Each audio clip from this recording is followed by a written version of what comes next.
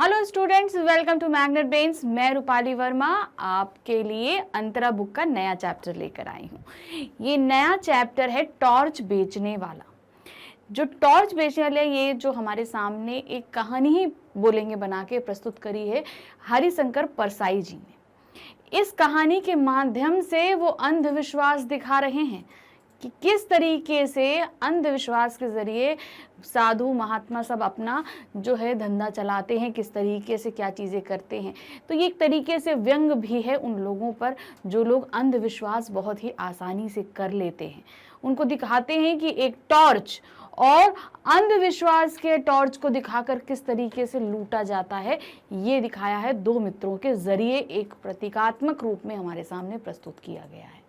तो देखते हैं हरिशंकर परसाई जी ने हमारे सामने क्या प्रस्तुत किया है। एक व्यंग रचना है। व्यंग मतलब हंसी मजाक से भरपूर हल्की फुल्की सी। टॉर्च बेचने वाले में परसाई जी ने टॉर्च बेचने वाले दो मित्रों के माध्यम से समाज में घटित अंधविश्वास, रूढ़ियों पर कुठाराघात करने के लिए अपने सशक्त हास्य और व्यंग के माध्यम से समाज पर तीव्र प्रहार किया है। तो यहाँ पर दो मित्रों को प्रतीक के रूप में हमारे सामने खड़ा किया है उन्होंने, और उन्हीं के माध्यम से समाज में जितना भी जो अंधविश्वास है, जो रूढ़ियां हैं, जिनका कोई मतलब नहीं है, जो लोगों को एक तरीके से कहीं ना कहीं कष्ट दे रही हैं, वो चलती चली आ रही हैं। तो उन्हीं सब पर जो है हास्य और व्यंग के जरिए, यानी कि हंसी मजाक के जरिए करते हुए एक जो है तीखा प्रहार कहते हैं जिसको, यानी कि बहुत ही उन लोगों को ऊपर कहा है कि आप सोचिए कि आप ऐसा कर रहे हैं। ऐसा हमारे सामने एक कहानी प्रस्तुत करी है। दो मित्रों में से एक टॉर्च बेचते बेचते प्रवचनकर्ता बन जाता है, तो दूसरा संतों की वेशभूषा में भोली जनता की आत्मा के अंधेरे को दूर करने की बात करता है। आत्मा के उजाले के लिए लोगों को संसार का घना अंधेरा दिखाकर भय पैदा कर देता है। इस रचना के माध्यम से समाज में व्याप्त अंधविश्वास तथा तथाकथित धर्माचार्यों पर कड़ा प्रहार किया है। दो मित्र होते हैं, एक मित्र तो सही में टॉर्च बेचने लगता है और दूसरा वही काम कर रहा है टॉर्च बेचने का, लेकिन अलग तरीके से। मतलब आत्मा के अंधेरे को भय दिखा रहे हैं। टॉर्च जैसे उजाला दिखाते हैं तो वो भय दिखा रहे हैं आपको अंधविश्वास का, और ईश्वर रूपी ईश्वर की तरह टॉर्च कहिए, ये टॉर्च है, आपको ये पाना है, इससे आपके अंदर का अंधेरा दूर हो जाएगा। तो उसके लिए तरह तरह के अंधविश्वास बना के आपके सामने प्रस्तुत कर देता है वो, और आपसे पैसा ऐंठ लेता है। तो ये अंधविश्वास दिखा के हमसे पैसा ऐंठने का एक धंधा उसने बना रखा है। तो ये दोनों ही मित्र हमारे सामने उन्होंने प्रस्तुत किए हैं। अब हम पढ़ते हैं कहानी क्या है। अभी तो ये हमने कहानी का एक परिचय पढ़ा था, कहानी क्या है। लेखक बहुत दिनों बाद एक दाढ़ी ही बढ़ाए लंबा कुर्ता पहने हुए उस व्यक्ति से मिला जो पहले चौराहे पर सूरज छाप टॉर्च बेचा करता था। तो क्या हुआ, लेखक मिले जाके एक व्यक्ति से जिसने दाढ़ी बना ली थी, एक लंबा सा चोंगा पहना हुआ था, उससे मिले। लेकिन वो अभी कुछ समय पहले एक टॉर्च बेचा करता था जिसका नाम था सूरज छाप टॉर्च। वो टॉर्च बेचता था। आज उसका वेशभूषा एकदम बदली हुई थी। बदली हुई वेशभूषा का कारण पूछने पर उसने बताया कि जीवन में कुछ ऐसा घटित हुआ कि उसने टॉर्च बेचने का काम छोड़ दिया। अब उसने पूछा, जब लेखक मिले उनसे परसाई जी, तो उन्होंने पूछा, तुमने ऐसी वेशभूषा क्यों बना रखी है? भाई अच्छी खासी तो तुम टॉर्च बेच रहे थे, अच्छा खासा तुम्हारा काम धंधा चल रहा था, तो ये ऐसा बाबाओं जैसा रूप क्यों धारण किया? तो उसने बोला कि मेरे जीवन में कुछ ऐसा घटित हुआ जिसके कारण मैंने टॉर्च बेचना छोड़ दिया। अब वो घटना क्या थी, इसके बाद वह लेखक को उस घटना के विषय में बताता है। अब वो जो व्यक्ति था जिसने चोंगा पहना हुआ था और जो पहले टॉर्च बेचता था, उसने वो घटना बतानी शुरू करी जिसके कारण उसने सब कुछ छोड़ दिया, टॉर्च बेचना छोड़ दिया और ये रूप धारण कर लिया। 5 साल पहले वह और उसका दोस्त निराश बैठे थे, यानी कि दो मित्र हमने आपको बताए थे। वो और उसका मित्र जो है वो बड़े निराश बैठे हुए थे। उनके सामने एक प्रश्न था, पैसे कैसे पैदा करें। मतलब पैदा करने का मतलब है कि भाई पैसा कैसे कमाया जाए। मेन मोटिव ये था कि भाई सभी को पैसा चाहिए अपने जीवन यापन के लिए। उसके पास भी यही था कि हम पैसे कैसे कमाएं। इस सवाल के हल के लिए अपनी अपनी किस्मत आजमाने के लिए अलग अलग दिशाओं में दोनों मित्र निकल पड़े, इस वादे के साथ कि 5 वर्ष बाद इस स्थान पर फिर मिलेंगे। अब दोनों सोच रहे थे कि पैसे कैसे कमाए जाए, तो उन्होंने ये चीज विचार किया कि ठीक है, हम लोग ऐसा करते हैं कि अलग अलग दिशाओं में जाते हैं और अपनी किस्मत आजमाते हैं, पैसे कमाने के तरह तरीके ढूंढते हैं, और ठीक 5 साल बाद आके हम फिर यही मिलेंगे और देखते हैं कि क्या होता है 5 साल बाद, किसकी क्या कंडीशन होती है। ये कह के दोनों अलग अलग दिशाओं में चल दिए। इन 5 वर्षों के दौरान पहला मित्र टॉर्च बेचने का धंधा करने लगा। वह चौराहे पर या मैदानों में लोगों को इकट्ठा कर लेता तथा अंधेरे का डर बड़े ही नाटकीय अंदाज से दिखाता कि उसकी सारी टॉर्च हाथों हाथ बिक जाती। उसका धंधा खूब चल रहा था। तो जो 2 मित्र अलग अलग दिशाओं में गए थे, उसमें एक मित्र, उसने क्या किया, टॉर्च बेचना शुरू किया। कहीं गली में या कहीं मैदान में वो लोगों को इकट्ठा कर लेता और एक नाटक खेलता, जब होता है ना नुक्कड़ नाटक होते उस तरीके से, वैसे वो एक नाटक खेलता और लोगों को ऐसा नाटक करके ऐसा अंधेरे का डर दिखाता कि उसकी जितनी टॉर्च थी वो फटाफट बिकती जाती। तो इस तरीके से भाई उसका धंधा अच्छा चलने लगा, उसकी सभी टॉर्च बिकने। अब क्या, उसकी टॉर्च अच्छी बिक रही थी। अब भाई रही बात दूसरे दोस्त की, तो वो तो उसको तो पता ही नहीं था कि दूसरा दोस्त कहाँ है, कैसा है, क्या है। तो जैसे वादा हुआ था कि 5 साल बाद हम लोग वहीं पर मिलेंगे, तो वही किया। वादे के मुताबिक 5 साल बाद वह निश्चित स्थान पर पहुंचा, वो जहां से वो दोनों अलग अलग दिशाओं में चले थे। तो वो दोस्त जो टॉर्च बेच रहा था वो 5 साल बाद उसी जगह पर पहुंचा, परंतु मित्र वहां नहीं मिला। तो उसका जो दूसरा मित्र था, एक ने तो एक से जो कहानी सुना रहा उसने बताया कि मैं टॉर्च बेचने लगा था, तो वो तो पहुंच गया वहां पे, लेकिन जो दूसरा मित्र दूसरी दिशा में गया था वो वहां पे नहीं आया। वह उसे ढूंढने निकल पड़ता है। अब उसे ढूंढता है कि भाई कहाँ गया, क्या है, हम भी तो देखे मेरा मित्र कहाँ गया, तो उसको ढूंढने निकलता है। एक शाम उसे एक मैदान में मंच पर सुंदर रेशमी वस्त्रों में सजे एक भव्य पुरुष बैठे दिखाई दिए। हजारों लोग श्रद्धा में झुके गुरु गंभीर वाणी में तन्मय होकर सुन रहे थे। अब क्या हुआ, एक दिन उसने देखा कि एक मंच सजा हुआ है, बड़ा अच्छा, बड़ा भव्य, बहुत बड़ा सा मंच था। उस पे एक गुरुजी जो है रेशमी वस्त्र पहने वहां पर बैठे हुए थे, प्रवचन दे रहे थे, और उनके सभी प्रवचनों को वहां बहुत सारे लोग बैठे थे और खूब तन्मय होके वो सारे वचन वो सब सुन रहे थे। तो वो भी भाई देखने लगा कि क्या बात है, कितनी भव्यता है, सब कुछ कितना बढ़िया सा है, सब देख रहा था।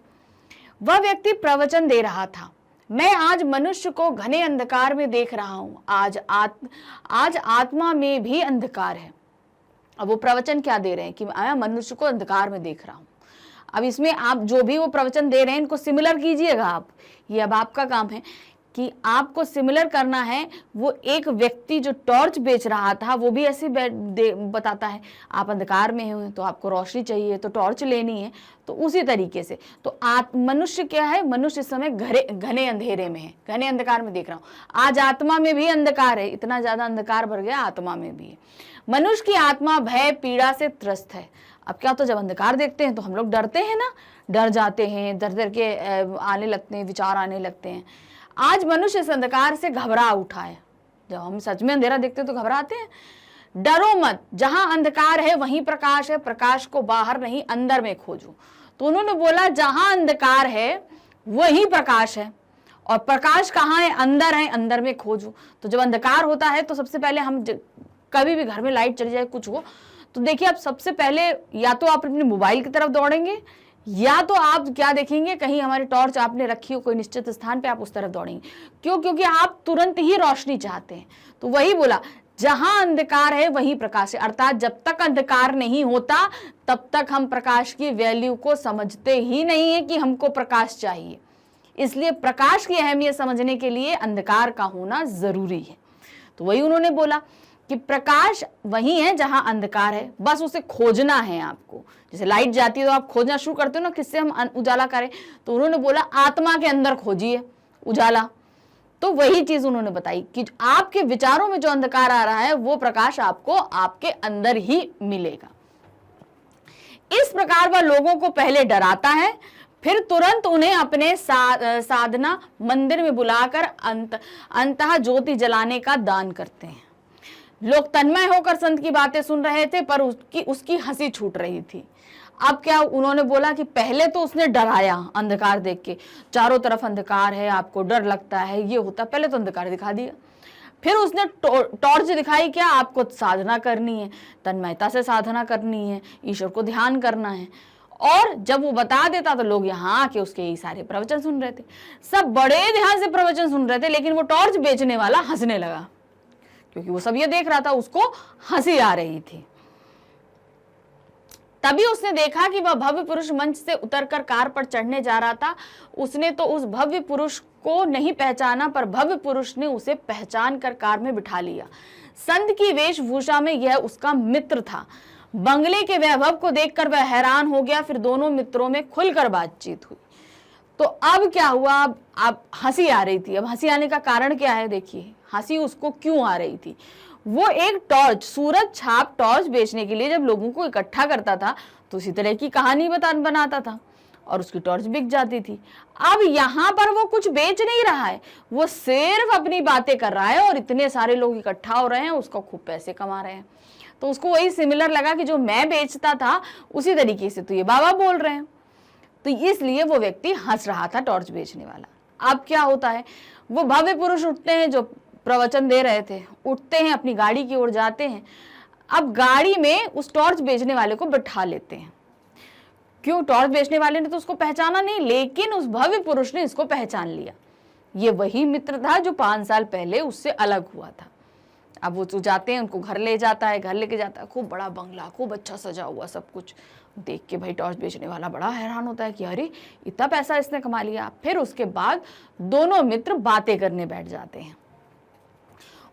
उसने संत बने अपने मित्र से पूछा कि उसने इतनी दौलत कैसे पाई, क्या वह भी टॉर्च बेचता है। तो उसने बोला, अब जब ऐसे बंगला देखा, गाड़ी देखा, तो उसने पूछना। अब उसके मित्र ने उससे पूछा, टॉर्च बेचने वाले ने उस व्यक्ति से जो भव्य पुरुष बना हुआ था, कि तुमने इतना पैसा कैसे कमा, इतना बड़ा बंगला हुआ, क्या हुआ, क्या तुम भी टॉर्च बेचते हो। तो भाई उसने क्या बोला, फिर वह कहता है, फिर वो भव्य पुरुष क्या कहता है कि मैं उन दोनों के प्रवचन एक ही हैं। वह भी लोगों को अंधेरे का डर दिखाकर टॉर्च बेचता है तथा संत बना मित्र भी लोगों को डर दिखाकर टॉर्च बेचता है। तो अब उसने ये बताया कि जो तुम्हारा काम है वैसे ही मेरा काम है। तुम लोगों को अंधेरे का डर दिखाकर टॉर्च बेचते हो और मैं उनकी अंतरात्मा का अंधेरा बनाकर अपने प्रवचन का नामक टॉर्च बेच देता हूं। तो हम दोनों का एक ही है काम, तुम्हारा टॉर्च बेचना, तुम सही में टॉर्च बेच रहे हो, हम बातों की टॉर्च बेच रहे हैं। दोनों लोगों के जीवन में प्रकाश लाने का वादा करते हैं, पर दूसरे मित्र की टॉर्च किसी कंपनी की बनाई हुई नहीं है। अब क्या, दोनों ही एक जो है मित्र हैं, वो लोगों के जीवन में प्रकाश लाने की बात करते हैं, लेकिन वो जो भव्य पुरुष हैं उसकी टॉर्च किसी कंपनी ने नहीं बनाई, जबकि टॉर्च बेचने वाले की किसने बनाई थी, सूरज छाप टॉर्च ने। वह बहुत सूक्ष्म है मगर उसकी कीमत बहुत अधिक मिल जाती है। मित्र को सारा रहस्य समझ में आ गया। अब उसने बोला कि तो प्रश्न आ रहा है हमारे पास, लेखक ने टॉर्च बेचने वाली कंपनी का नाम सूरज छाप ही क्यों रखा। लेखक ने ऐसा क्यों रखा, हमें पहली चीज ये बतानी है। सूरज हमें क्या देता है, रोशनी देता है। तो सबसे ज्यादा रोशनी तो सूरज में ही होती है, उसी से पूरा ब्रह्मांड जो है वो प्रकाशमान होता है, हमारे सौरमंडल पूरा प्रकाशमान होता है। तो यही कारण है कि अंधेरे को सबसे पहले सूरज ही हटाते हैं और सबसे ज्यादा प्रकाश वही देते हैं, इसीलिए ऐसा नाम रखा। लेखक ने टॉर्च बेचने वाली कंपनी का नाम सूरज छाप ही रखा क्योंकि जिस तरह सूरज रात के अंधेरे के बाद दिन में प्रकाश फैलाता है और किसी को डर नहीं लगता, उसी प्रकार सूरज छाप टॉर्च रात के अंधेरे में सूरज का काम करेगी। सूरज छाप टॉर्च रात के अंधेरे में सूरज की रोशनी का प्रतीक है, यानी कि जब जो प्रकाश पूरे ब्रह्मांड को प्रकाशित कर रहा है उस जैसी रोशनी हमारे टॉर्च में, और जैसे रात का अंधेरा हटा देती है उसी तरह रात में जो है ये सूरज छाप टॉर्च जो है टॉर्च आपको अंधेरे से बचा लेगी। नेक्स्ट क्वेश्चन है, 5 साल बाद दोनों दोस्तों की मुलाकात किन परिस्थितियों में और कहाँ होती है। परिस्थिति क्या थी, वो भव्य मंच लगा था, वहां पे एक भव्य पुरुष रेशमी वस्त्र पहने प्रवचन दे रहे थे। तो वहां पर ऐसे एक जगह पर इन दोनों ही मित्रों की जो है भेंट होती है। एक परिस्थितियां क्या थी भाई, एक टॉर्च बेचने वाला था और एक महात्मा बन चुका था।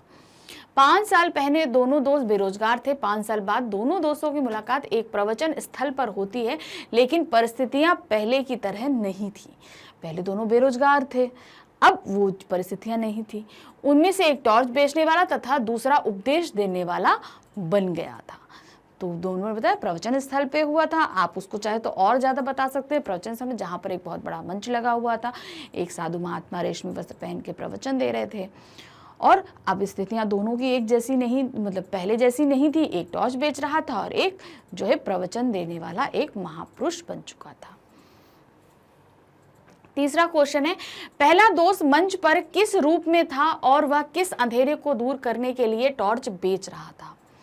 पहला देखिए, पहला दोस्त मंच पर किस रूप में था, मंच पर किस रूप में था और वह अंधेरे को दूर करने के लिए टॉर्च बेच रहा था। कैसे बेच रहा था, वहां पे प्रवचन देने के जरिए टॉर्च बेचने की कोशिश कर रहा था। पहला दोस्त मंच पर संत की वेशभूषा में था, वेशभूषा में सुंदर रेशमी वस्तुओं से सज धज कर बैठा था। वह गुरु गंभीर वाणी में प्रवचन दे रहा था और लोग उसके उपदेशों को ध्यान से सुन रहे थे। वह आत्मा के अंधेरे को दूर करने के लिए टॉर्च बेच रहा था। उसने क्या बताया था, आत्मा में जो अंधेरा है उसको दूर करने के लिए वो प्रवचनों नामक एक टॉर्च बेच रहा था। उसके अनुसार सारा संसार अज्ञान रूपी अंधकार से घिरा हुआ है। मनुष्य की अंतरात्मा भय और पीड़ा से त्रस्त है। वह कह रहा है कि अंधेरे से डरने की जरूरत नहीं है, क्योंकि आत्मा के अंधेरे को अंतरात्मा के प्रकाश द्वारा ही दूर किया जा सकता है। यानी जो आत्मा का अंधेरा है उसे कैसे दूर किया जा सकता है, अंतरात्मा के प्रकाश के द्वारा। यानी कि हम जब तक अपनी आत्मा में प्रकाश नहीं फैलाएंगे तब तक वो अंधेरा दूर नहीं हो पाएगा। तो ये था, क्या बोल रहा था, कैसे उपदेश दे रहा था, वो हो गया, और मंच पे वो किस स्थिति में बैठा हुआ था ये भी हमने बता दिया। फोर्थ क्वेश्चन है, भव्य पुरुष ने कहा जहां अंधकार है वहां प्रकाश है, इसका क्या तात्पर्य है। जैसा कि हमने चैप्टर में आपको बताया था कि प्रकाश की मूल्यता हम तभी समझते हैं जब अंधकार होता है। जैसे ही अंधकार हो जाता है तो हम डर जाते हैं और एकदम से प्रकाश जहां पर भी हमें मिले हम उसकी तरफ भागते हैं। अर्थात अब घर में एकदम से लाइट चली जाए तो क्या होता है, हम एकदम से किसकी तरफ भागते हैं, जहाँ तो सबसे पहले हमें अपने हाथ में मोबाइल होगा, जहाँ का भी अगर हाथ में है तो उसकी टॉर्च ऑन कर देते हैं, नहीं है हमारे हाथ में तो जहाँ हमारा मोबाइल रखा है वहाँ भागते हैं सपोज। और जैसे जो लोगों को मोबाइल की आदत नहीं है तो वो लोग टॉर्च की तरफ भागते हैं जहाँ लाइट मिल जाए उनको। तो प्रकाश का जो भी जरिया है हम उसकी तरफ सबसे पहले भागते हैं। तो वही उन्होंने बोला, जहाँ अंधकार है, क्या दिया, जहाँ अंधकार है वहाँ प्रकाश है। यानी कि जहाँ सबसे ज़्यादा अंधेरा होगा वहीं प्रकाश की ज़रूरत होती है।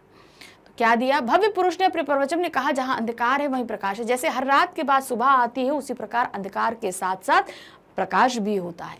यानी जहाँ अंधकार होता है वहीं प्रकाश होगा, वरना अगर प्रकाश रहेगा तो फिर आप मुझे ये बताइए कि अंधेरा जहाँ पर है, जब वो अंधेरा रहेगा तब तक तो प्रकाश नहीं है, लेकिन जैसे ही अंधेरा हो उसके साथ ही लगा प्रकाश रहता है। तो वही चीज़ है, अंधकार के साथ में प्रकाश रहता है। मनुष्य को अंधेरे से नहीं डरना चाहिए। आत्मा ने ही अज्ञान के अंधेरे के साथ ज्ञान को रोशनी और ज्ञान की रोशनी के साथ अज्ञान का अंधेरा होता है। अब देखिए यहाँ पे एक लाइन जो इन्होंने बताई, अज्ञान के अंधेरे के साथ ज्ञान की रोशनी, यानी कि जहाँ हमारा पास अज्ञानता है जब तो उसको ज्ञान ही दूर कर सकता है। यानी कि जो व्यक्ति पढ़ा लिखा नहीं है, अनपढ़ है, वो जब पढ़ लिख जाएगा तभी तो सब चीज़ें सीखेगा।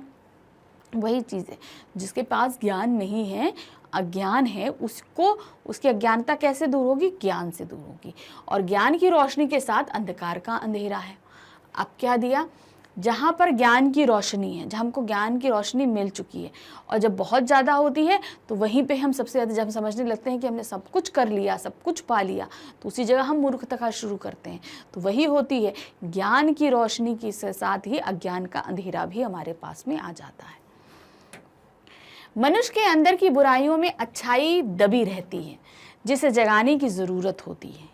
उसके लिए अपने अंदर की ज्ञान की रोशनी को ढूंढना पड़ता है। इस प्रकार भव्य मनुष्य ने सच ही कहा है, जहाँ अंधकार है वहीं प्रकाश है। यानी कि जहाँ हमारे पास कुछ नहीं है वहीं पर हम खोजें तो हमें सब कुछ प्राप्त होगा। फिफ्थ क्वेश्चन है, भीतर के अंधेरे की टॉर्च बेचने और सूरज छाप टॉर्च बेचने के धंधे में क्या अंतर है, विस्तार से लिखिए। अब क्या है, ये चीज़ आप अपने आप भी कर सकते हैं। सूरज छाप टॉर्च, एक तो व्यक्ति जो बेच रहा था वो लिटरली टॉर्च बेच रहा था अंधेरे को दूर करने के लिए, और दूसरा क्या कर रहा था, अपने प्रवचनों द्वारा अपने अंदर के अंधकार को दूर करने की बात कर रहा था। तो इन दोनों को तर्क सहित आपको अलग अलग करना है, दोनों को विस्तार पूर्वक लिखेंगे हम। भीतर के अंधेरे की टॉर्च बेचना अर्थात यह आत्मा के अंदर बसे अंधेरे को दूर करने से संबंधित है। यानी कि आत्मा के अंदर जो अंधेरा है उसको दूर करने से। जहां एक तरफ पहला दोस्त अपनी वाणी से लोगों को जागृत करने का काम करता था, वह अपने प्रवचन से लोगों के अंदर ज्ञान का प्रकाश जलाना चाहता था। उसका काम लोगों को अज्ञान के अंधेरे से दूर कर ज्ञान के मार्ग पर चलने के लिए प्रेरित करना। इस प्रकार सिद्ध पुरुष ही आत्मा के अज्ञान रूपी अंधेरे को दूर कर सकता था। यानी कि मैं ज्ञानी हूँ, मुझे सब कुछ आता है, सब में पता है, मुझे ईश्वर की ज़्यादा ज्ञान है। तो आप जिनके भी अंदर अंधकार है, जो भी परेशान है, मेरे पास आइए, मैं अपने प्रवचनों द्वारा उनके अंदर के अंधकार को दूर करूँगा। फिर है वहीं दूसरी ओर दूसरा दोस्त रात के अंधेरे में से बचने के लिए सूरज छाप टॉर्च बेचता था। तो दूसरा क्या करता था, अंधकार से, लिटरली जो अंधेरा होता है उससे बचने के लिए टॉर्च को बेचता था। वह लोगों के अंदर रात का भय उत्पन्न करता था ताकि वे डरकर टॉर्च खरीदें। यह टॉर्च बाहर के अंधेरे को दूर करता है। रात के अंधेरे में मनुष्य को अनेक परेशानियों का सामना करना पड़ता है, जिसे टॉर्च का प्रकाश ही दूर कर सकता है। तो जो भी अंधेरे, जो बहुत परेशानियां होती है अंधकार में, उन सभी से हम टॉर्च लगा लेंगे तो हमें सारी चीजें, परेशानियां दिखने लगेंगी। इस प्रकार वह लोगों को काली अंधेरी रात का डर दिखाकर सूरज छाप टॉर्च बेच रहा था, और दूसरा मित्र क्या कर रहा था, अंधेरी रात में जो अंधकार होता है उससे डरा के वो टॉर्च बेच रहा था। दोनों की टॉर्च बेचने के धंधे में बहुत अंतर है। एक आत्मा के अंधेरे को दूर करने का तथा दूसरा रात के अंधेरे को दूर करने से संबंधित है। तो दोनों के ही तरीके अलग अलग थे, मगर काम वही कर रहे थे, अंधकार दूर करना। एक सही में अंधकार दूर कर रहा था रात का, और एक आत्मा के अंधकार को दूर करने की बात कर रहा था। क्वेश्चन नंबर 6, सवाल के पांव जमीन में गहरे गड़े हैं, यह उखड़ेगा नहीं। इस कथन में मनुष्य की किस प्रवृत्ति की ओर संकेत और क्यों है? अब इन्होंने क्या बोला, सवाल के पांव जमीन में गहरे गड़े हैं, यानी कि मनुष्य की प्रवृत्ति है खोजी प्रवृत्ति, और खोजी प्रवृत्ति के लिए प्रश्न का होना बहुत जरूरी होता है। यानी कि हम जब तक प्रश्न अपने अंदर नहीं रखेंगे तब तक हम किसी चीज को ढूंढ नहीं पाएंगे। तो यही चीज उन्होंने दी है। क्या दिया है, दोनों मित्रों ने पैसे कमाने के लिए कई तरीके ढूंढने की कोशिश की। दोनों के मन में यही प्रश्न आता कि पैसे कैसे पैदा करें। तो प्रश्न, सबसे पहला प्रश्न तो यही उठाना कि सबसे पहले प्रश्न आया कि हम पैसे कैसे पैदा करें, लेकिन इसका हल निकालना आसान नहीं था। मतलब इनको आंसर नहीं मिल रहा था। बहुत कोशिश करने पे भी जब जवाब नहीं मिला तो उनमें से एक ने कहा कि सवाल के पांव जमीन में गहरे गड़े हैं, यह उखड़ेंगे नहीं। यह कथन मनुष्य की उस प्रवृत्ति की ओर संकेत है कि किसी भी सवाल का जवाब ना मिलने पर मनुष्य उस सवाल को टाल देना ही उचित समझता है। यानी कि सवाल हमारे पास बहुत होते हैं, जब जवाब ना मिले तो बातों को टाल दो, ये प्रवृत्ति होती है बहुत से लोगों में। तो वही चीज है कि उन्होंने टाल दिया। ऐसा इसलिए क्योंकि किसी अनसुलझे सवाल में दिमाग लगाकर समय गंवाना व्यर्थ है। कोई ऐसा सवाल जिसको हम सुलझा नहीं पा रहे तो उसको टाल दो, उसके लिए समय बर्बाद करना सही नहीं है। तो इसीलिए ये चीज बोला उन्होंने। दूसरा है, व्यंग विधा में भाषा सबसे धारदार है। परसाई जी की इस रचना के आधार बनाकर इस कथन के पक्ष में अपने विचार प्रकट कीजिए।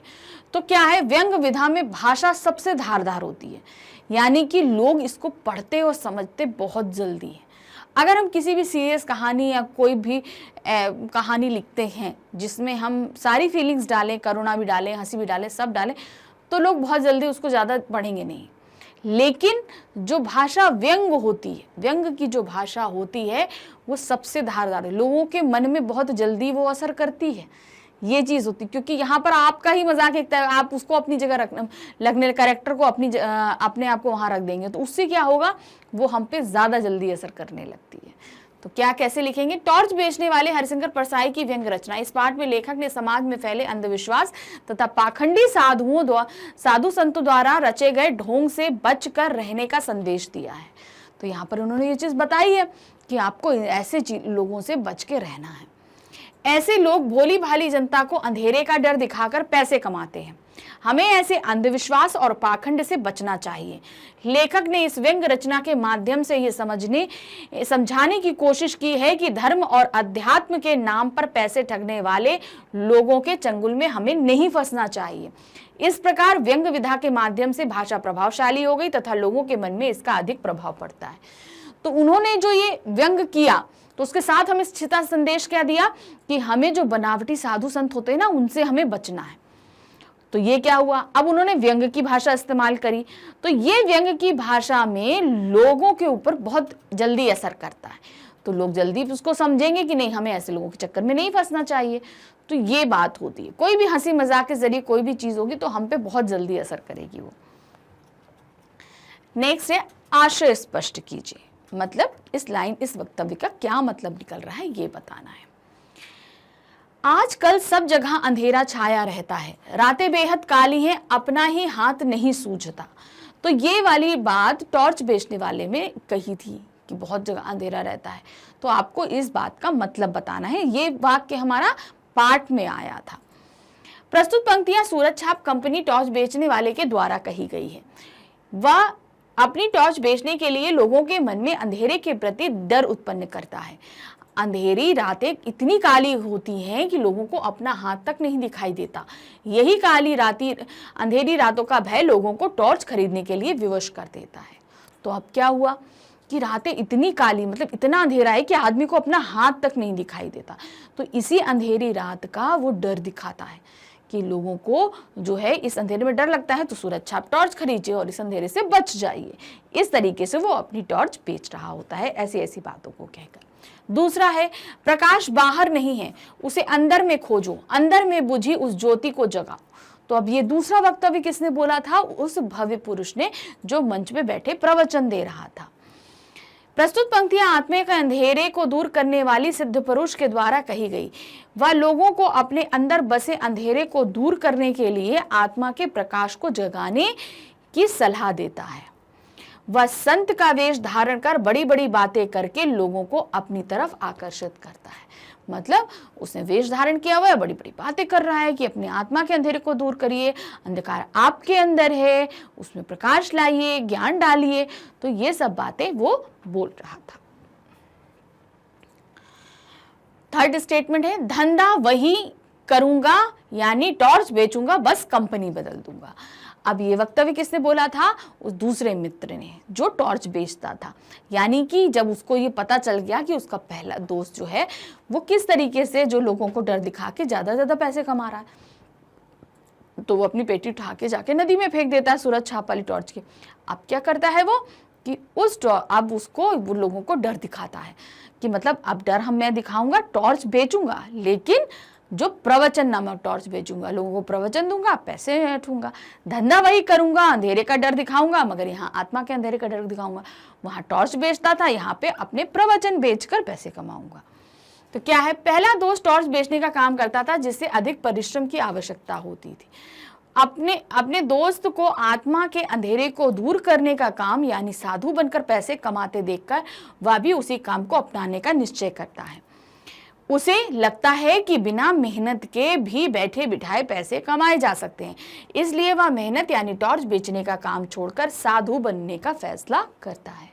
तो वो भी ये फैसला करता है और बस अपना टॉर्च का पूरी पेटी उठा के नदी में फेंक देता है। अब क्वेश्चन नंबर 9 हमारे पास में है, लेखक ने सूरज छाप टॉर्च की पेटी को नदी में क्यों फेंक दिया? क्या आप भी वही करते? तो उन्होंने ऐसा नदी में फेंकने की बात क्यों करी?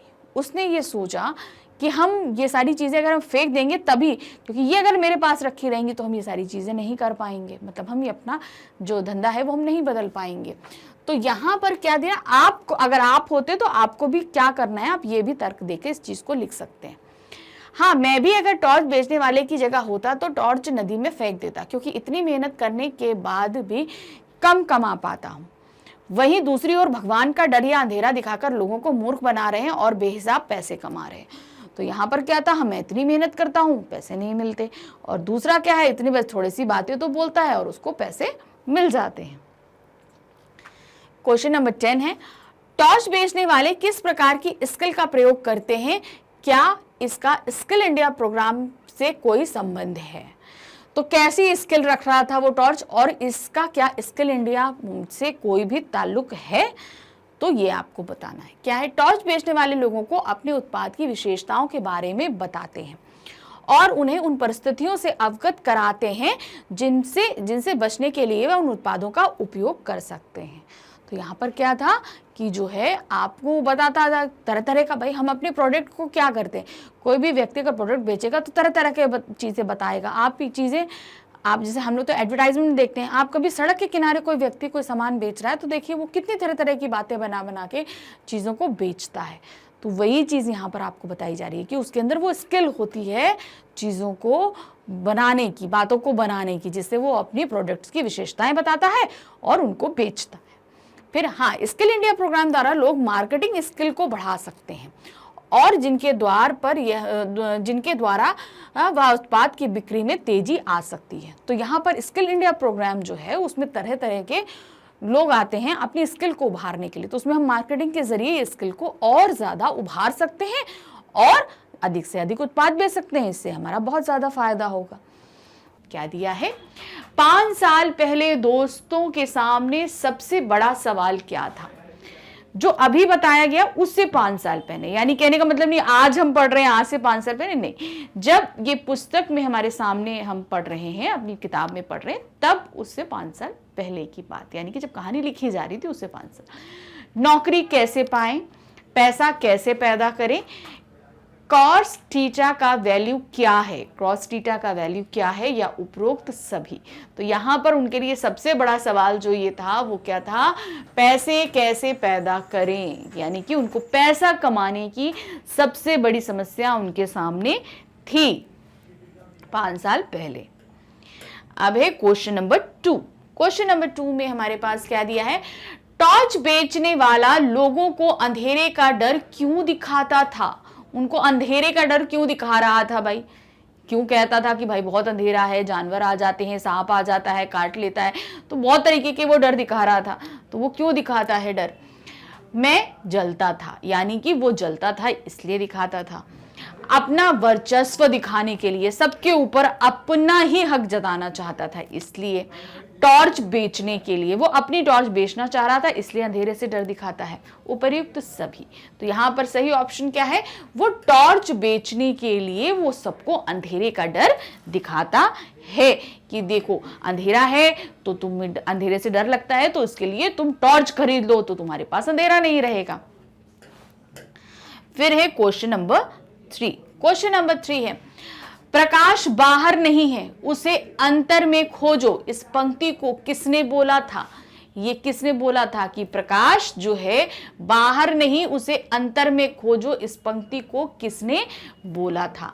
टॉर्च बेचने वाले ने, भव्य पुरुष ने, लोगों ने, या उपर्युक्त सभी? तो ये बोला था भव्य पुरुष ने। भव्य पुरुष के द्वारा ये चीज बोली गई थी कि जो है प्रकाश बाहर नहीं होता, उसे अंतर मन में खोजो, वो तुम्हारे ही अंतर होता है।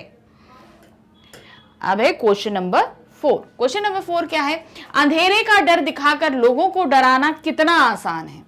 कथन के आधार पर बताइए कि इनमें से लोगों पर कौन सी बातें लागू होती हैं। कहने का क्या मतलब है कि अंधेरे को हम, अंधेरा दिखा के हम डर ले लेते हैं, डर दिला देते हैं, ये बात बोली गई, ये कथन बोला गया। बताइए कि इनमें से लोगों पर कौन सी बातें लागू होती, कौन सी बातें चीजें होती हैं। अभी सबसे पहले हम वक्तव्य पढ़ेंगे, तब हम चीज को आपको पूरा डिटेल में। अंधविश्वास के कारण तर्कों का सहारा लेते हैं लोग। कहने का मतलब जी ये जो वक्तव्य बोला गया, इसका कहने का मतलब है कि लोग अंधविश्वास करने लगते हैं, तो तर्क नहीं देते कि ये ऐसा क्यों है, किस लिए है, कैसे हो रहा है, कब हो रहा है, मतलब हम क्वेश्चंस नहीं करते। अंधविश्वास होता है ये ऐसा है, हम उसको ऐसे ही ऑप्ट कर लेते हैं।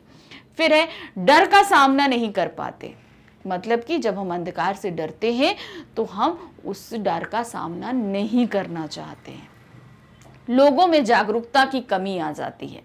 मतलब जब हम अंधविश्वास, अंधेरे का मतलब होता है कि जब हम अंधविश्वास करने लगते हैं तो हमारे अंदर जागरूकता नहीं रहती। उपरोक्त सभी। तो यहाँ पर क्या है जो वक्तव्य बोला गया, सबसे पहले क्वेश्चंस को हम समझ लें कि अंधेरे का डर दिखाकर लोगों को डराना कितना आसान है। ये बात बोली भाई, पहले दोस्त ने ये बात बोली, तो अब ये जो कथन बोला गया इसके आधार पर बताइए कि इनमें से लोगों पर कौन सी बातें, ये बात किन लोगों पर लागू होती हैं।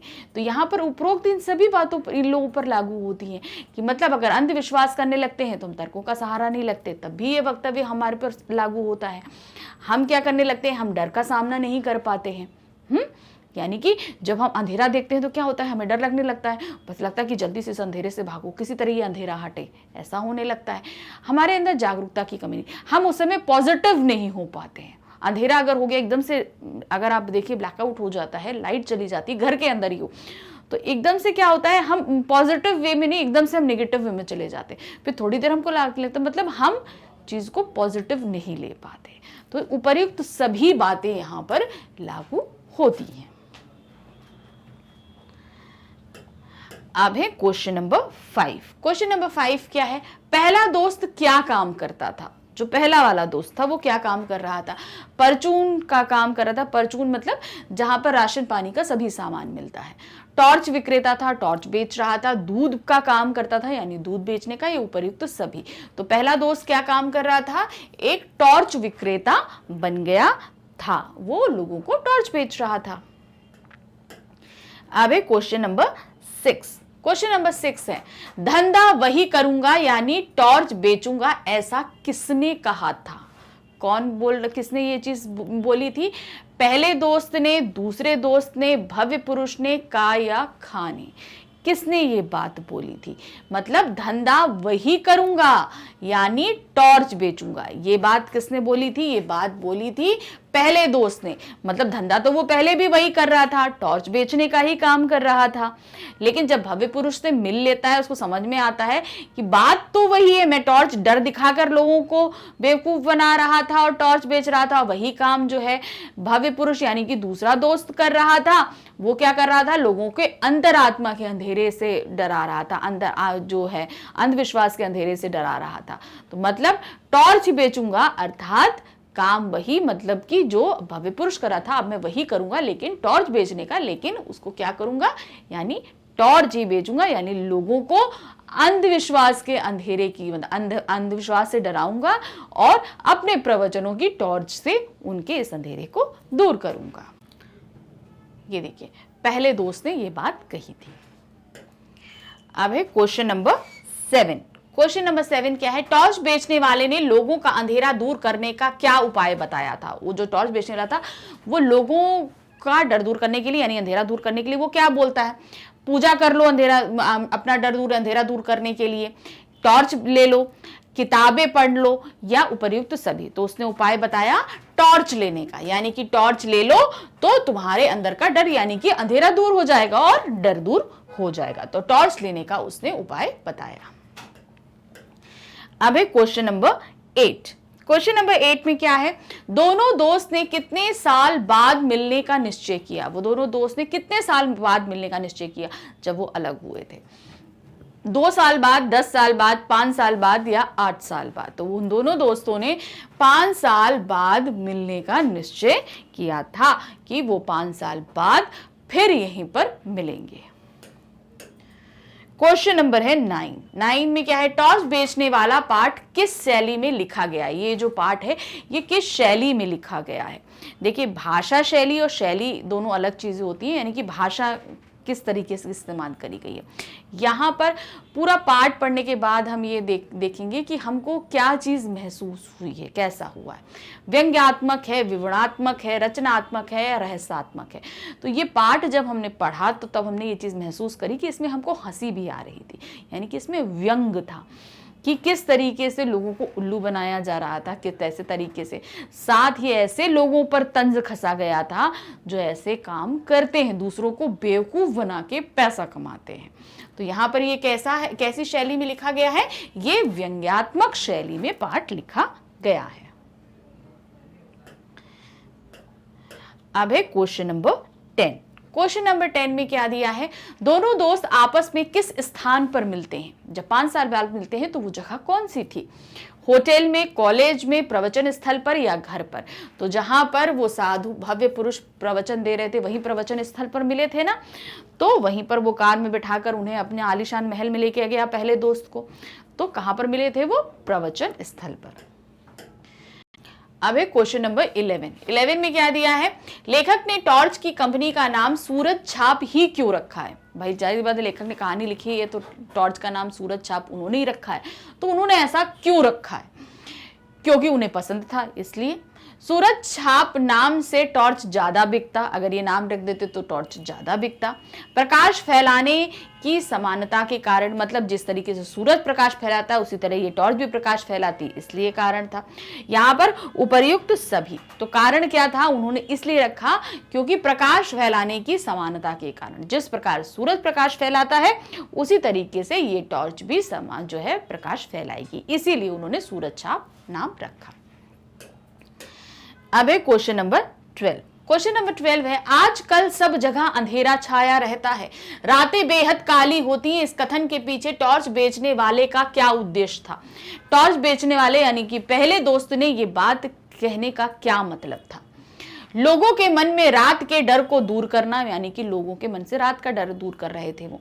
लोगों में अंधेरे का डर पैदा करना, यानी कि अंधेरे को लेकर डर पैदा हो जाए तो उसकी टॉर्च बिकने लगे।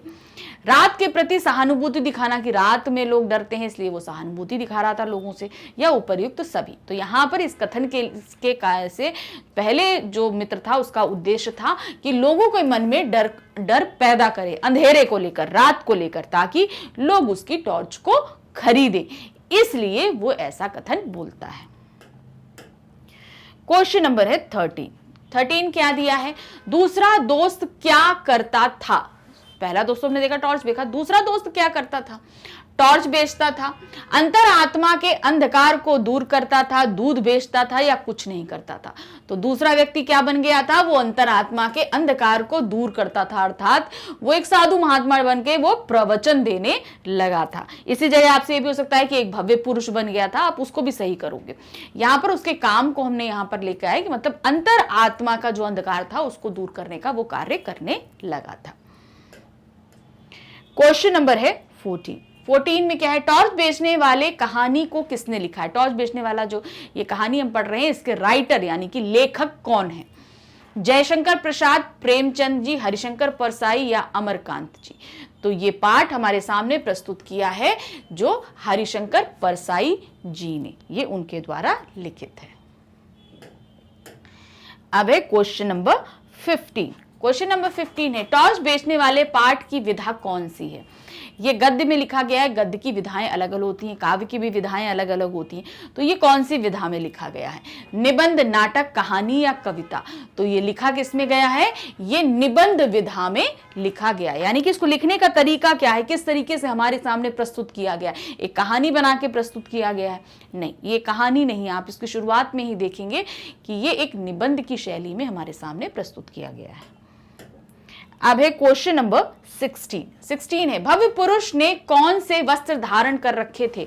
जो भव्य पुरुष था जो प्रवचन दे रहा था स्टेज पे बैठकर, उसने वस्त्र कैसे धारण किए हुए थे। सफेद रेशमी वस्त्र, चटक लाल रंग के जो वस्त्र थे, कुर्ता पाजामा था या कोट पैंट था। तो उसने क्या पहना हुआ था, उसने सफेद रेशमी वस्त्र धारण कर रखे थे। किसने, भव्य पुरुष ने। क्वेश्चन नंबर है 17 है, टॉर्च बेचने वाले का टॉर्च किस कंपनी का था।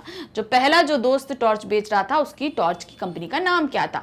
सूरज छाप, कवच था, छोटा सूरज या उपर्युक्त सभी। तो जहां नाम था उसका क्या, सूरज छाप। जैसे भी हम लोगों ने भी इसके रिगार्डिंग एक अभी क्वेश्चन पढ़ा, तो टॉर्च का नाम था सूरज छाप। अब है क्वेश्चन नंबर 18। क्वेश्चन नंबर 18 है, लोग टॉर्च बेचने वाले को धक्का मारकर क्यों भगा देते हैं। वो ये कहां पर हुआ था, हम आपको याद दिला दें कि जब पहला दोस्त चलते चलते प्रवचन स्थल पे पहुंचा तो देखा एक भव्य पुरुष जो हैं वो स्टेज पे बैठकर भाषण दे रहे हैं और उनके भाषण को वो सुनता है। उसी समय जो है लोग उसको मार के भगाने लगते हैं पहले दोस्त को। तो उस पहले दोस्त को लोग मार के क्यों भगाते हैं, क्या कारण होता है। वह गंदे काम करता है, वहां गंदे काम कर रहा था इसलिए। वह दिखने में सुंदर नहीं था इसलिए लोगों ने मारा। वह उसकी हंसी छूट जाती है, यानी कि पहले दोस्त की हंसी छूट जाती है। वह सभी को से गलत व्यवहार कर रहा था। तो कारण क्या था कि उसकी हंसी छूट जाती है। वो भव्य पुरुष की जब बातें सुनता है तो उसको हंसी आने लगती है। कारण क्या है, वो अपनी टॉर्च बेचने के लिए जिस तरीके की बातों का इस्तेमाल कर रहा था वही वैसी ही बातें वो भव्य पुरुष जो है वो स्टेज पे बैठ के लोगों को अंतरात्मा का डर दिखा रहा था। वो काम कर रहा था। तो यहां पर उसको जब ये सिमिलैरिटी अपने और उसके बीच दिखती है तो उसकी हंसी छूट जाती है, और हंसी छूटने के कारण जो प्रवचन स्थल पे जो लोग प्रवचन सुन रहे थे वो उसको वहां से मारकर भगाने लगते हैं। क्वेश्चन नंबर है 19 क्या है? पहले दोस्त की हंसी क्यों छूट जाती है? अब उसकी छूटी तो हंसी क्यों छूटी, कारण क्या था? वह पागल था इसलिए वो हंसा, भव्य पुरुष का भाषण सुनकर हंसा, उसे हंसने की आदत थी या कुछ नहीं? तो कारण क्या था? भव्य पुरुष की बातें सुनकर वह हंसने लगा था। कि मतलब किस तरीके की वो बातें कर रहा है, क्योंकि उसको अपनी बातों के साथ वो सिमिलर दिख रहा था, इसलिए। क्वेश्चन नंबर है 20 में है, मनुष्य मूर्खता के कारण किसके वश में आ जाता है? मनुष्य जब अपनी बुद्धि से काम नहीं करता, जब चीजों को सोचना समझना बंद कर देता है, तो एक तरीके से बोलते हैं कि उसको मूर्ख हो गया है। तो वो किसके वश में आ जाता है? धर्म और गुरु के, ज्ञान के, विज्ञान के, उपरोक्त सभी।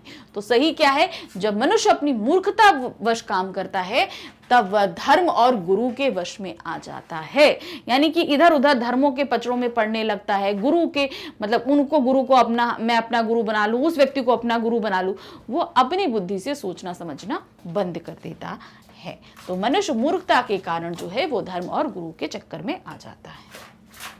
अब है क्वेश्चन नंबर 21 क्या है? लेखक हरिशंकर परसाई का जन्म कब हुआ था? ये जो हमारा पाठ हमारे सामने प्रस्तुत है, टॉर्च बेचने वाले, इस पाठ को लिखा हरिशंकर परसाई जी ने। इस पाठ के जो लेखक हैं यानी हरिशंकर परसाई, उनका जन्म कब हुआ? 1922, 1928, 1925 या 1927? तो उनका जन्म हुआ है सन 1922 में, यानी कि 1922 में उनका जन्म हुआ था। अब है क्वेश्चन नंबर 22। क्वेश्चन नंबर 22 क्या है? यार इस सवाल के पैर जमीन में गहरे गड़े हैं, यह उखड़ेंगे नहीं, इस कथन का क्या आश्रय है? ये जो कथन बोला गया दो दोस्तों के बीच में, इस कथन का मतलब क्या था? खूब कोशिश करने के बाद भी पैसा कमाने का कोई उपाय ना सूझना, जब नहीं सूझा तब ये बात बोली गई। सवाल आसान था इसलिए बोला गया ये वक्तव्य। उन दोनों के पैर जमीन में गड़े थे, यानी कि दोनों दोस्तों के पैर जो हैं वो जमीन में गड़े हुए थे। सवाल जमीन में गड़ा हुआ था, यानी कि जो सवाल था वो जमीन के अंदर गड़ा था, इसलिए। तो इस कथन का जो वक्तव्य था वो क्या था? खूब कोशिश करने के बाद भी पैसा कमाने का जब कोई उपाय नहीं सूझा, तब कि पैसा कैसे कमाया जाए, क्या किया जाए, ये सवाल जो है इसके पैर जमीन में गड़े थे। क्यों? क्योंकि उन्हें इसका उत्तर नहीं मिल रहा था, इसलिए। अब है क्वेश्चन नंबर 23 में क्या दिया है? हम दोनों ने उस सवाल की एक एक टांग पकड़ी और उसे हटाने की कोशिश करने लगे। इस कथन में सवाल की एक एक टांग पकड़ने का क्या आश्रय है? वही सवाल कि पैसे कैसे कमाए जाएं। दोनों ने एक एक टांग पकड़ी, तो इसमें एक एक टांग पकड़ने का क्या मतलब था? सवाल की दोनों टांगों को अलग करके पकड़कर खींच लिया था।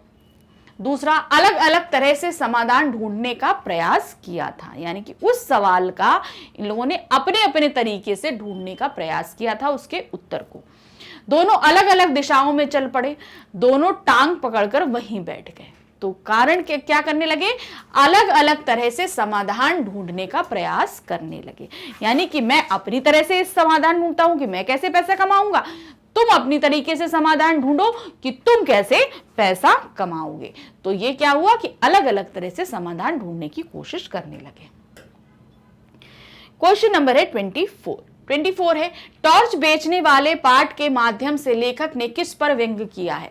ये जो पाठ है इस पर लेखक ने किन लोगों पर व्यंग किया है, किस चीज पर वो तंज कर रहे हैं?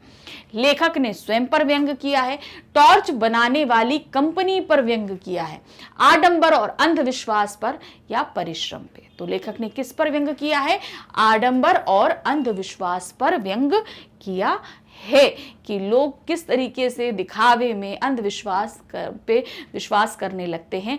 ये सब चीजें उन्होंने जो लोग करते हैं उनके ऊपर ये व्यंग कसा है।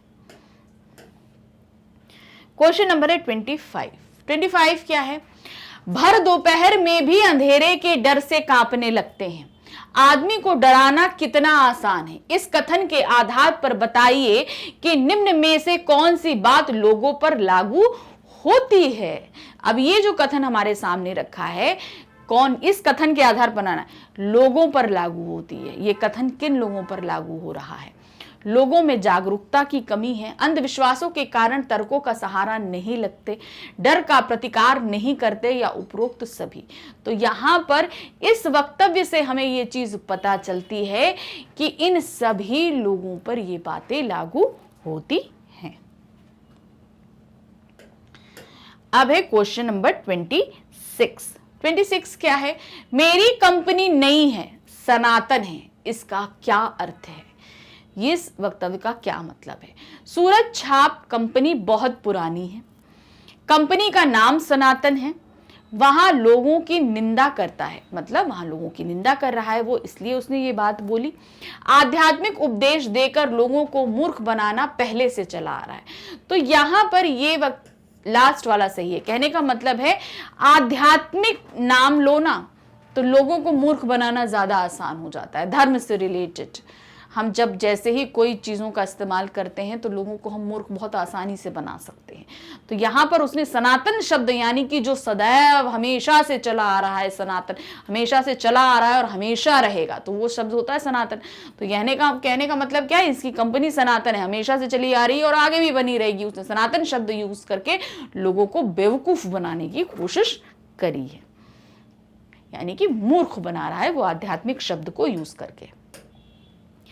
क्वेश्चन नंबर है 27। 27 में है, पैसे कमाने के लिए दोनों मित्र जब अलग अलग दिशा में गए तो उन्होंने जाने से पहले क्या वायदा किया? यानी कि जब उन्होंने बोला कि ठीक है अब हम पैसे कमाने के लिए अलग अलग दिशा में चलते हैं, तो जाने से पहले एक दूसरे से वादा क्या किया था? खूब पैसा कमाएंगे, एक दूसरे से अधिक पैसा कमा कर दिखाएंगे, अपने अपने अनुभव साझा करेंगे, 5 साल बाद किसी तारीख को पुनः यहीं मिलेंगे। यानी कि उन्होंने क्या वादा किया? 5 साल बाद किसी तारीख को हम पुनः यहीं पर मिलेंगे। यही वादा उन्होंने एक दूसरे से किया था। क्वेश्चन नंबर है 28।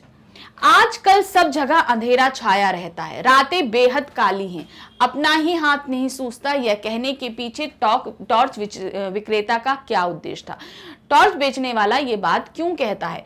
लोगों में अंधेरे का डर पैदा करना है, रात के प्रति सहानुभूति पैदा करना है, लोगों के मन में रात के डर को दूर करना है, या उपरोक्त सभी? यहाँ पर क्या हो रहा है? लोगों के मन में अंधेरे का डर वो पैदा करना चाहता है, इसलिए उसने ये बात कही है। क्वेश्चन नंबर है 29। 29 में क्या दिया है? जहां अंधकार है वहां प्रकाश है। कथन किसने कहा था? मतलब जहां पर अंधकार है वहीं प्रकाश है। ये बात किसने बोली थी? लेखक ने, दूसरे दोस्त ने, भव्य पुरुष ने, या टॉर्च बेचने वाले ने? तो ये बात किसने बोली थी? भव्य पुरुष ने ये बात बोली थी। क्वेश्चन नंबर है 30। 30 में क्या है? मंच पर बैठकर प्रवचन कौन दे रहा था? जो मंच पे बैठा था, प्रवचन दे रहा था, कौन था? पहला दोस्त, दूसरा दोस्त, लेखक, या उपर्युक्त सभी? तो मंच पर बैठने वाला जो था वो दूसरा दोस्त था जो प्रवचन दे रहा था, जो अब भव्य पुरुष बन चुका था। क्वेश्चन नंबर है 31। दूसरा दोस्त किस प्रकार की टॉर्च बेचता था? दूसरा दोस्त यानी कि जो भव्य पुरुष बन गया था वो किस प्रकार की टॉर्च बेच रहा था? आत्मा के अंधेरे को दूर करने वाली टॉर्च, बाहरी अंधेरे को दूर करने वाली टॉर्च, उपर्युक्त दोनों, या इनमें से कोई नहीं? तो वो किस प्रकार की टॉर्च को बेच रहा था? आत्मा के अंधेरे को दूर करने वाली टॉर्च को बेच रहा था। यानी कि आपके अंतरात्मा में जो अंधकार है उसको वो प्रवचनों के माध्यम से दूर कर रहा था। क्वेश्चन नंबर है 32। 32 क्या है? दोनों दोस्त किस प्रकार पैसा कमा रहे थे? दोनों ही दोस्त, यानी कि एक टॉर्च बेच रहा था और एक जो था भव्य पुरुष, वो दोनों कमा किस तरीके से पैसा रहे थे? ईमानदारी से, मेहनत व लगन से, लोगों को डराकर, लोगों को आकर्षित करके। तो किस तरीके से पैसा कमा रहे थे दोनों? लोगों को डराकर पैसा कमा रहे थे। कि मतलब एक अंधेरे से डरा रहा था, एक अंतरात्मा के अंधेरे से डरा रहा था, तो दोनों कहीं ना कहीं एक डर को पैदा कर रहे थे। क्वेश्चन नंबर है 33। 33 में क्या है? किसने अब टॉर्च की कंपनी बदल दी थी? कौन था जिसने टॉर्च की कंपनी को बदला था? लेखक ने, पहले दोस्त ने, दूसरे दोस्त ने? खा और गा सही है। तो किसने चेंज किया था?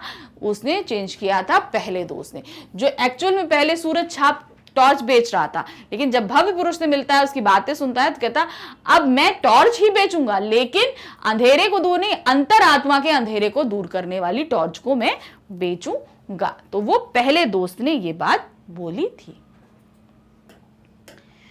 क्वेश्चन नंबर 34 में क्या है? परिवर्तन जीवन का अनंत क्रम है, यह कथन किसने बोला था? परिवर्तन जीवन का अनंत क्रम है, यानी कि परिवर्तन होता रहता है, ये कभी इसका अंत ही नहीं है कि परिवर्तन होना बंद हो जाए। ये किसने बोला था?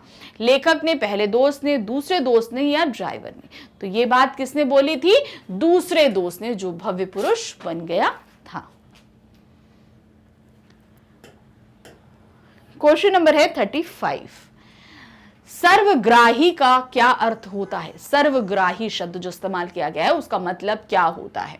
सबको ग्रहण करने वाला, सबको समाहित करने वाला, उपरोक्त दोनों या हमेशा रहने वाला। तो सर्वग्राही का मतलब दोनों ही होता है, सबको ग्रहण करने वाला, सबको समाहित करने वाला। तो यहां पर क्या आएंगे? हम लगाएंगे उपरोक्त दोनों, मतलब जिसमें सब कुछ समा जाए, जो सब कुछ अपने अंदर समा ले, उसको बोलते हैं सर्वग्राही। क्वेश्चन नंबर है 36 क्या है? आवाहन का क्या अर्थ होता है? आवाहन शब्द जो इस्तेमाल किया गया, इसका क्या मतलब होता है? पुकारना, बुलाना, उपरोक्त दोनों या हवन करना। तो आवाहन का तात्पर्य क्या होता है? पुकारना या बुलाना, दोनों ही। तो यहां हम क्या बोलेंगे? उपरोक्त दोनों ही हमारा सही है। Question number 37। शाश्वत से क्या तात्पर्य है? शाश्वत शब्द हमेशा रहने वाली, चिरंतर, उपरोक्त दोनों या बुलाना। तो यहां पर दोनों ही सही हैं, हमेशा रहने वाली, चिरंतन।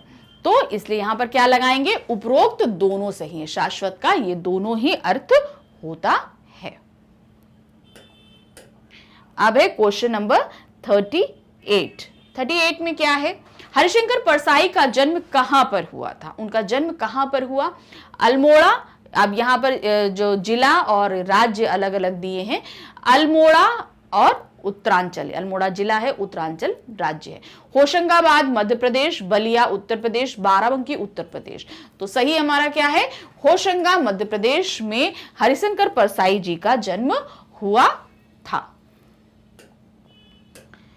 क्वेश्चन नंबर है 39 क्या है? हरिशंकर परसाई ने किस विषय से MA उत्तीर्ण किया था? अब उन्होंने MA किया था, मास्टर्स डिग्री ली थी, तो उन्होंने कौन से विषय में की थी? अंग्रेजी, उर्दू, हिंदी या फारसी? तो उन्होंने क्या ली थी? उन्होंने हिंदी से MA किया था। अब देखिए, ये सभी प्रश्न जो है लेखक परिचय में आपको मिलेंगे, तो उनको आपको ध्यान से पढ़ना है। क्वेश्चन नंबर है 40। परसाई जी ने किस विश्वविद्यालय से MA की डिग्री प्राप्त करी? अब उन्होंने प्राप्त करी तो कौन सा विश्वविद्यालय था? अलीगढ़ विश्वविद्यालय, लखनऊ विश्वविद्यालय, नागपुर विश्वविद्यालय या दिल्ली विश्वविद्यालय?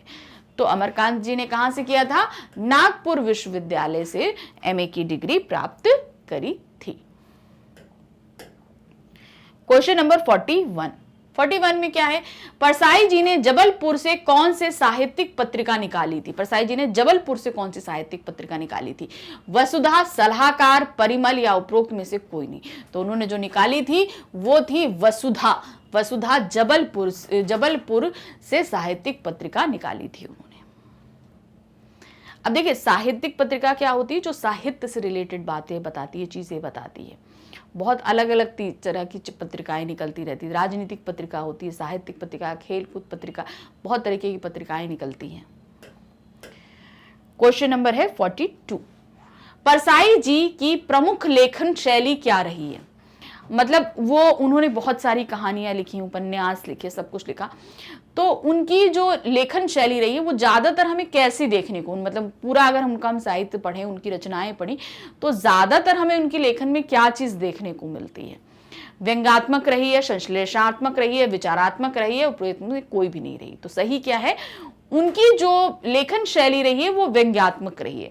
मतलब वो ऐसे कहानी, निबंध या उपन्यास लिखे हैं कि वो समाज में छिपी किसी न किसी बुराई पर वो तंज करते हैं, व्यंग करते हैं कि लोगों को समझ में आए, कि मतलब हंसते बोलते ऐसी कहानियों को प्रस्तुत करते हैं कि लोग समाज में, जैसे अब हमने ये कहानी पढ़ी, ठीक है, ये कहानी हमने पढ़ी तो ये हमको किस बारे में बता रही थी? अंधविश्वास के बारे में बता रही थी।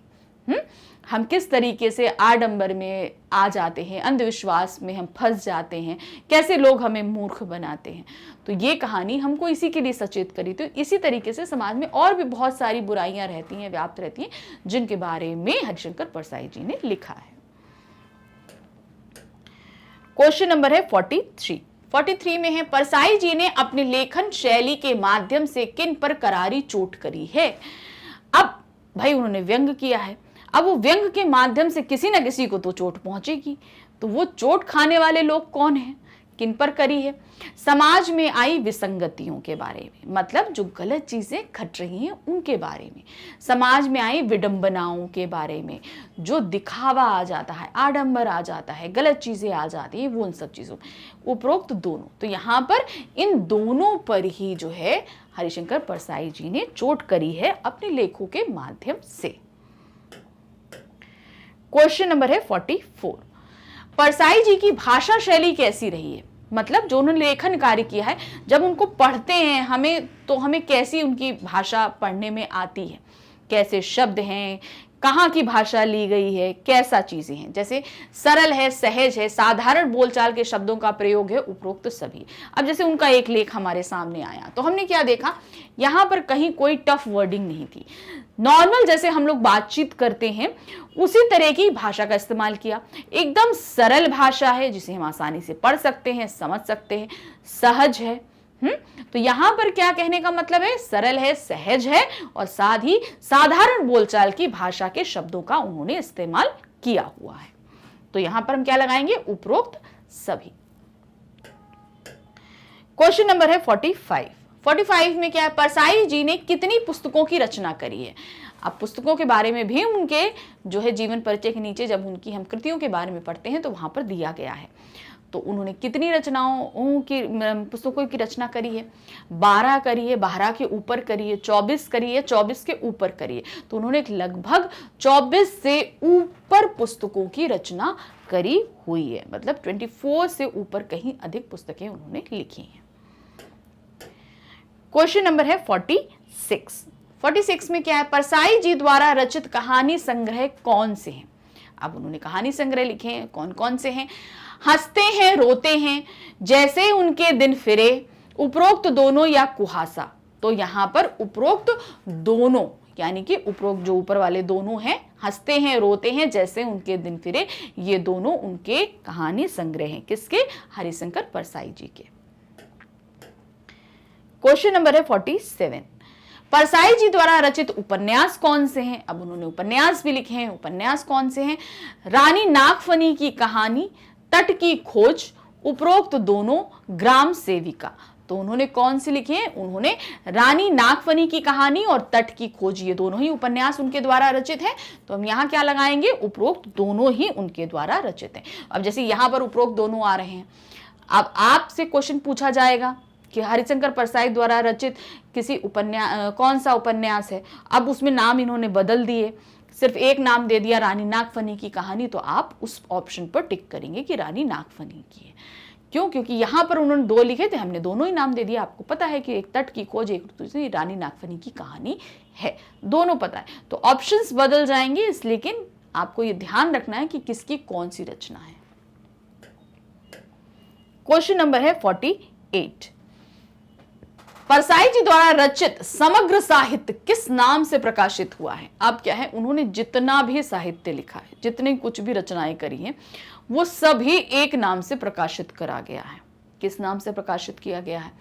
हरिशंकर परसाई रचनावली, रचनावली परसाई, परसाई रचनावली, उपरोक्त में से कोई नहीं। तो जिस नाम से जो प्रकाशित किया गया है वो है परसाई रचनावली। जितना भी उन्होंने लेखन कार्य किया है सब ही एक ही नाम से प्रकाशित, भाई कहानी हो, उपन्यास हो, निबंध हो, सब कुछ उन्होंने एक ही जगह लाकर प्रकाशित कर दिया गया है और वो नाम दिया गया उसको परसाई रचनावली। अब क्वेश्चन नंबर 49 में क्या दिया गया है, परसाई रचनावली कितने भागों में प्रकाशित हुई है। अभी जो परसाई रचनावली है इसको कितने पार्ट्स में, भाई इतना लेखन कार्य एक पुस्तक में तो आएगा नहीं, जाहिर सी बात है उसे पार्ट बाई हमें पार्ट करना पड़ेगा। तो अब वो कितने पार्ट्स में आएगी, बात ये है, अब उसको हम कितने पार्ट्स में लेकर आएंगे। तो कितने पार्ट्स में हुई, 5 भागों में, 6 भागों में, 7 भागों में या 8 भागों में। तो वो प्रकाशित हुई है 6 भागों में। परसाई रचनावली 6 भागों में प्रकाशित हुई है। अब क्वेश्चन नंबर 50। क्वेश्चन नंबर 50 में क्या है, हरिशंकर परसाई जी की मृत्यु कब हुई, यानी कि वो हमको छोड़कर कब यहां से चले गए, 1991, 1992, 1994 या 1995। तो उनकी मृत्यु हुई सन 1995 में, 1995 में उनकी मृत्यु हुई।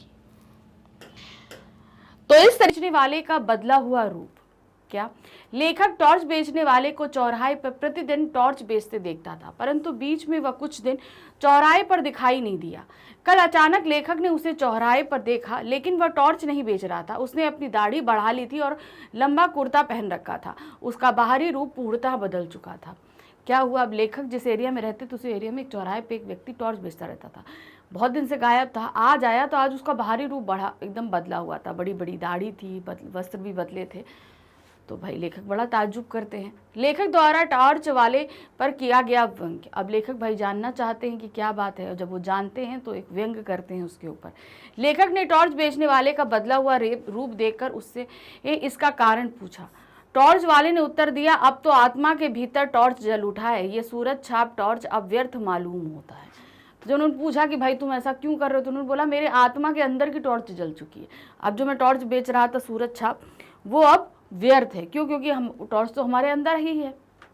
तभी लेखक उस पर व्यंग्य करते हुए कहता है, तुम शायद संन्यास ले रहे हो, जिनकी आत्मा में प्रकाश फैल जाता है वह इसी तरह हरामखोरी पर उतर आता है।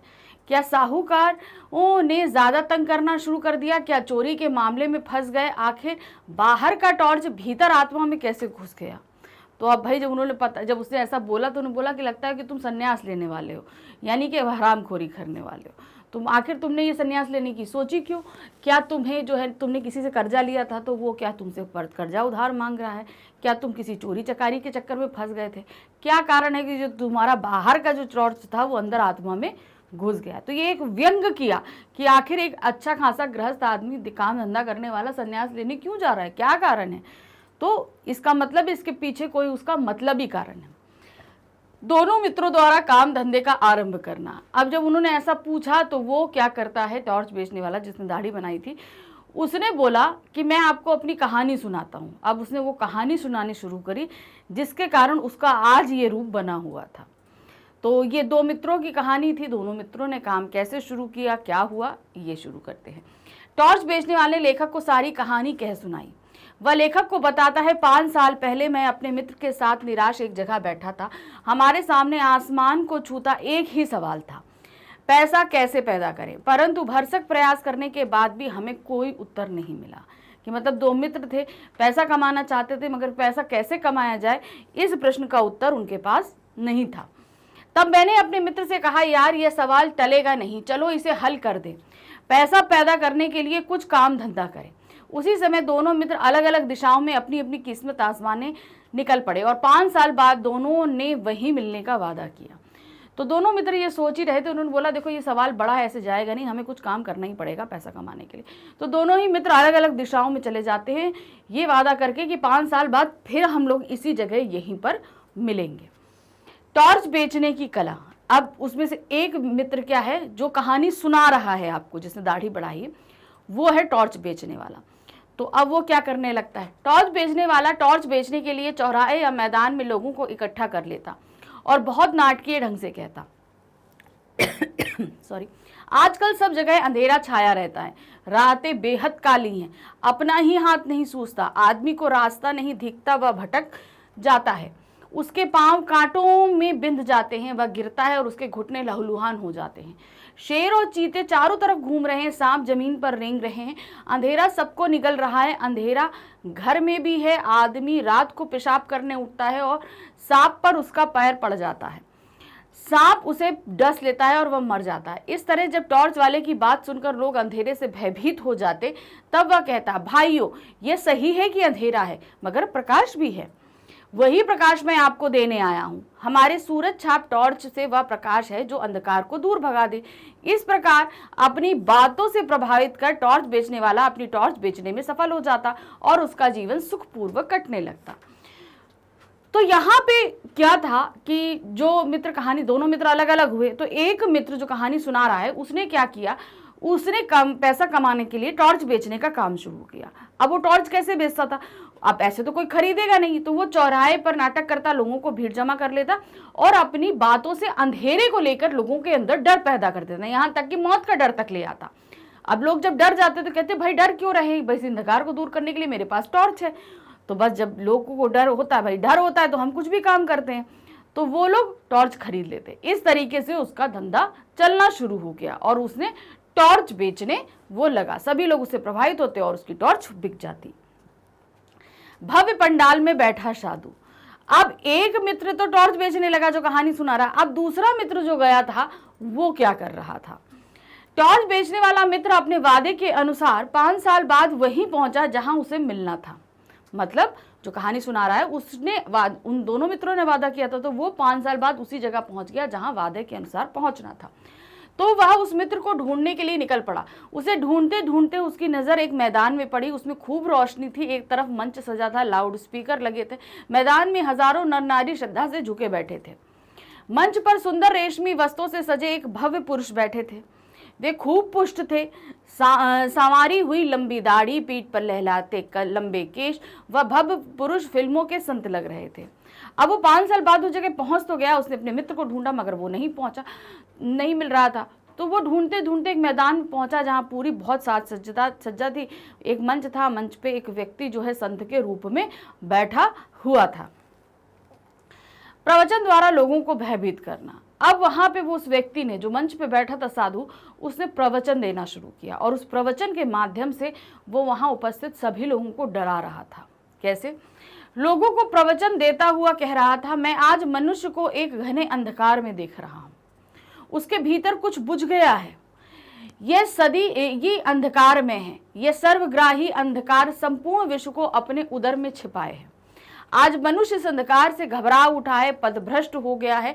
आज आत्मा में भी अंधकार है, अंतर की आंखें ज्योतिहीन हो गई हैं, वे उसे भेद नहीं पाती। मानद आनंद आत्मा अंधकार में घुटती है।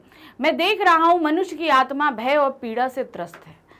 अब वो जो मंच पे बैठा व्यक्ति था वो क्या कर रहा था, वो मनुष्यों के अंदर व्याप्त अंधेरे को उजागर कर रहा था। जैसे टॉर्च बेचने वाला बाहर फैले अंधकार से लोगों को डरा रहा था, वैसे ही वो जो साधु व्यक्ति थे वो मनुष्य के अंदर जो अंधकार है, अब ये अंधकार कैसे है, हमारी बुराइयों को लेकर, हमारे डिप्रेशन को लेकर, काम के फ्रस्ट्रेशन को लेकर, भागती दौड़ती जिंदगी को, बहुत तरीके से हमारे अंदर अंधकार बैठता है।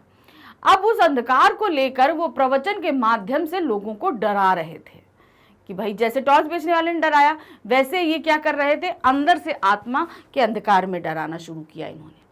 प्रवचन द्वारा ज्योति जगाने का आह्वान करना। अब उस टॉर्च बेचने वाले को ने बाहर का अंधकार दिखाया और अपनी टॉर्च बेची। अब ये साधु महात्मा क्या कर रहे थे, ये अंतर आत्मा के अंधकार को दिखा रहे थे और प्रवचन द्वारा ये ज्योति देने की बात कर रहे थे। ये भी धंधा ही चला रहे थे। कैसे? इस प्रकार साधु सर्वप्रथम लोगों को अंधकार से डराता है, तत्पश्चात उन्हें सांत्वना देने के लिए कहता है, भाइयों और बहनों डरो मत, जहां अंधकार है वहीं प्रकाश है। अंधकार में प्रकाश की किरण है, जैसे प्रकाश में अंधकार की किंचित कालिमा है, यानी कि जो प्रकाश होता है उसमें अंधकार भी होता है। देखिए जहां भी प्रकाश होगा उसके जस्ट नीचे की तरफ जो है हमेशा अंधकार रहता है। प्रकाश बाहर नहीं, उसे अंतर में खोजो, अंतर में बुझी उस ज्योति को जगाओ। मैं तुम सबको उस ज्योति को जगाने के लिए आह्वान करता हूँ। मैं तुम्हारे भीतर वही शाश्वत ज्योति जगाना चाहता हूँ। हमारे साधना मंदिर में आकर उस ज्योति को अपने भीतर जगाओ। तो अब इन्होंने क्या किया, इन्होंने अंतरात्मा के अंधकार को तो लोगों को दिखा दिया, अब वो ज्योति के माध्यम से इन्हें अपना अंधकार दूर कराना था। तो उन्होंने कहा अपने साधना केंद्र में बुलाया। अब ऐसे अंदर साधना केंद्र में कोई ऐसा एंट्री तो लेगा नहीं, पैसा दीजिए, एंट्री लीजिए और अपने अंदर की ज्योति को जगाइए। तो अब ये भी क्या था, पैसे कमाने का सिर्फ एक धंधा था, कि मतलब आप आध्यात्म के को जरिया बनाकर लोगों को डरा रहे हो और पैसा कमा रहे हो। दोनों मित्रों के कारोबार में समानता। अब हमने आपको यहाँ तो बता दिया कि दोनों के मित्रों में कारोबार में समानता था। एक बाहर का अंधकार दिखा रहा था, एक भीतर का अंधकार दिखा रहा था। एक टॉर्च बेच रहा था, पैसे कमा रहा था, और दूसरा आप ज्योति जगाने के नाम पे अपने साधना केंद्र में बुलाकर पैसा कमा रहा था। प्रवचन कर मंच से उतरकर कार में चढ़ने के क्रम में साधु की दृष्टि जैसे ही टॉर्च बेचने वाले पर पड़ी, वह उसे पहचान लेता है कि यह कोई और नहीं बल्कि अपना पुराना मित्र है। यानी कि वो साधु कौन था, जो मित्र बिछड़ कर गया था। एक तो टॉर्च बेचने लगा था और दूसरा क्या था, वो साधु बन गया था। फिर वह उसे अपने साथ कार में बिठाकर अपने बंगले ले जाता है। वहां पहुंचकर दोनों मित्र विगत 5 वर्षों के दौरान हुए अपने कार्यों के बारे में बातचीत करते हैं। टॉर्च बेचने वाला अपने साधु बने मित्र से कहता है, तुम तो जो सब कर रहे हो वही मैं भी अपनी टॉर्च बेचने के लिए कहता हूँ। तुम रहस्यात्मक ढंग से कहते हो और मैं सीधे ढंग से। तुम चाहे कुछ भी कहो, बेचते तो तुम टॉर्च ही हो। तो यहाँ पर टॉर्च बेचने वाला कहता है कि हम दोनों काम तो एक ही कर रहे हैं। क्या मतलब, तुम जो है तुम चीजों को रहस्यात्मक ढंग से लोगों को डरा रहे हो और मैं डायरेक्टली चीजों को डरा देता हूँ। एक तरीके से तुम भी टॉर्च बेच रहे हो जैसा कि मैं टॉर्च बेचता हूं। कोई भी व्यक्ति दार्शनिक बने, संत बने या साधु बने, अगर वह लोगों को अंधेरे का डर दिखाता है तो जरूर वह अपनी कंपनी की टॉर्च ही बेचता है। इस प्रकार लेखक ने व्यंग्यात्मक शैली में समाज में व्याप्त धर्म के नाम पर गुरुओं, महात्माओं व साधु संतों पर कटाक्ष करते हुए लोगों को जागृत किया है। तो यहाँ पर उन्होंने बताया कि भाई आप जो है जिस तरीके से बेच रहे, मतलब लोगों को डरा रहे हो भीतरी अंधकार से, तो यहाँ पर आप भी एक तरीके से अपनी कंपनी की टॉर्च ही बेच रहे हो। तो इस पूरी इसके चक्कर, ये जितना भी इन्होंने बताया हमारे लेखक हरिशंकर परसाई जी ने, यहाँ पर एक व्यंग किया है उन गुरुओं, महात्माओं, साधु संतों पे जो लोगों को डराते हैं और अपना जो है काम चलाते हैं, यानी कि अपने लिए पैसा कमाते हैं। टॉर्च बेचने वाले का साधु बनने का निर्णय। अब जब उसे ये सारा पता चलता है कि भाई इतने इजी वे से इतना सारा पैसा कमा सकते हैं, भाई टॉर्च बेचने काम वो वही कर रहा था लेकिन इतने पैसे नहीं कमा पा रहा था जितना साधु कमा ले रहा था, जो उसका मित्र साधु बना था।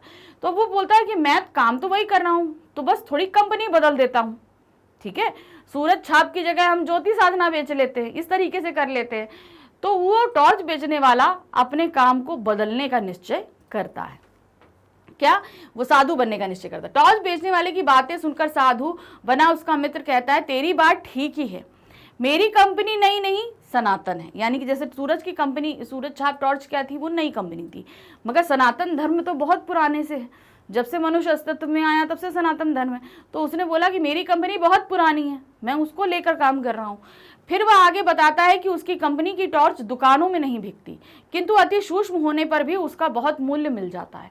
कि मतलब जैसे तुम जो टॉर्च बेचते हो वो किसी भी दुकान पर मिल जाएगी, लेकिन जो मैं टॉर्च बेचता हूँ वो आसानी से किसी दुकान पर नहीं मिलेगी, और ये इतनी छोटी होती है लेकिन तब भी इसका मूल्य बहुत अधिक होता है। ये कहकर साधु अपने मित्र को कुछ दिन अपने घर में ठहरने का आग्रह करता है ताकि वह उसके कारोबार का रहस्य जान ले और वह भी धड़ाक बन सके। तो जो साधु बना मित्र था कहता तुम यहीं रहो, मेरे काम धंधे को जानो समझो, ताकि तुम भी इसी तरीके से पैसा कमा सको और अमीर बन सको। टॉर्च बेचने वाला 2 दिन मित्र के यहाँ रुकने के बाद तीसरे दिन अपनी टॉर्च की बेटी नदी में फेंक देता है और अपने मित्र का रोजगार अपनाने का निर्णय करता है। लेखक को यह सब सुनने के पश्चात टॉर्च बेचने वाला आगे बताता है कि 1 महीने बाद वह फिर एक बदली हुई कंपनी के साथ टॉर्च बेचने का अपना पुराना धंधा शुरू कर देगा, जिसके लिए वह दाढ़ी बढ़ा रहा है। तो अब क्या होता है, वो 2 दिन तक उस घर में रुकता है, वो साधु के घर में टॉर्च बेचने वाला। 2 दिन बाद वहां सब कुछ समझने के बाद तीसरे दिन उसकी जो टॉर्च की पूरी पेटी थी जिसे वो बेचता था, उठाकर उसे नदी में फेंक देता है और निश्चय करता है कि वो साधु बन जाएगा। तो अब इधर ये लेखक को ये कहानी सुना रहा होता है, तो लेखक से कहता है कि मैं 2 दिन बाद फिर से अपना पुराना धंधा शुरू करूंगा, लेकिन नई कंपनी के साथ, मतलब टॉर्च ही बेचूंगा लेकिन अंदर के अंधकार को मिटाने के लिए अब टॉर्च बेचूंगा, अर्थात अब नई कंपनी से काम शुरू करूंगा। तो ये पूरी कहानी हरिशंकर परसाई जी ने हमारे सामने जो रखी, इसके माध्यम से उन्होंने हमें क्या बताया कि लोग किस तरीके से धर्म के नाम पर व्यवसायीकरण करते हैं, लोगों को बेवकूफ़ बनाते हैं और पैसा कमाते हैं। तो कहानी यहाँ खत्म हो गई। अब इसके आगे के प्रश्न संख्या 1 है, टॉर्च बेचने वाले और लेखक के मध्य क्या बातचीत हुई, वर्णन कीजिए। टॉर्च बेचने वाले और लेखक के मध्य क्या बातचीत हुई थी कि भाई वो वहां रोज दिखता था, लेखक को जब नहीं दिखा तो उन्होंने पूछा कि भाई क्या बात हो गई थी कि तुम इतना दाढ़ी वाड़ी बनाए घूम रहे हो, क्या है। तो वही सारी वार्तालाप आपको यहाँ पर लिखनी है। कैसे लिखेंगे, देखिए सारी जो बात हुई थी। लेखक ने बहुत दिनों बाद टॉर्च बेचने वाले को देखा। उसने उससे पूछा तुम कहाँ गए थे। उसने बताया कि वह बाहर गया था, परंतु इस बार वह बड़ी दाढ़ी और लंबा कुर्ता पहने हुए था। लेखक ने उसके बदले रूप को देखकर पूछा कि अब तुम टॉर्च नहीं बेचते। तो उसने कहा उसकी आत्मा में प्रकाश फैल गया है, इसलिए अब मैं सूरज छाप टॉर्च नहीं बेचूंगा।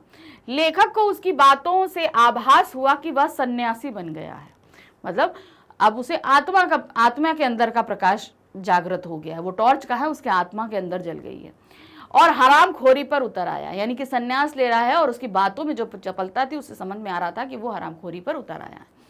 टॉर्च बेचने वालों ने अपने मित्र की टॉर्च के बारे में लेखक को सारा आख्यान बताया और कहा कि अब मैं भी इसी कंपनी का टॉर्च बेचूंगा।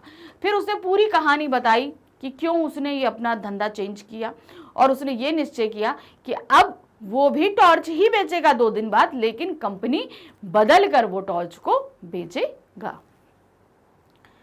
प्रश्न संख्या 2 है, दोनों दोस्तों ने पैसा कमाने के लिए क्या योजना बताई। यानी कि जो 2 दोस्त थे उन्होंने पैसा कमाने के लिए क्या योजना बनाई। भाई पैसे नहीं थे तो उन्होंने बोला कि हम अलग अलग रास्ते जाते हैं, ठीक है, और जाकर पैसा कमाते हैं और 5 साल बाद हम यहीं पर मिलेंगे। तो एक टॉर्च बेचने लगा और एक साधु बन गया था। तो क्या हुआ, दोनों दोस्त एक साथ एक ही स्थान पर बैठे थे, सोच रहे थे पैसा कैसे पैदा करें। इस प्रश्न का कोई हल उन्हें नहीं मिल रहा था। उन्होंने पैसा कमाने के लिए काम धंधा करने का निर्णय किया। इसके बाद दोनों दोस्त अपनी अपनी किस्मत आजमाने के लिए अलग अलग दिशा में चले गए और 5 साल बाद उसी स्थान पर मिलने का निश्चय किया। एक दोस्त ने टॉर्च बेचने का काम शुरू किया और दूसरा साधु बन गया। तो इस तरीके से वो दोनों पैसा कमा रहे थे।